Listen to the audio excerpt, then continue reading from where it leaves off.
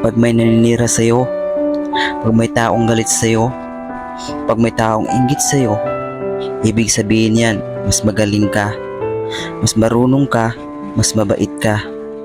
Pabayaan mo silang mainggit at magalit. Hanggat wala kang ginagawang masama, patuloy lang sa buhay. Patuloy lang sa paggawa ng mabuti. Dahil habang umangat ka, mas lalo silang bumababa.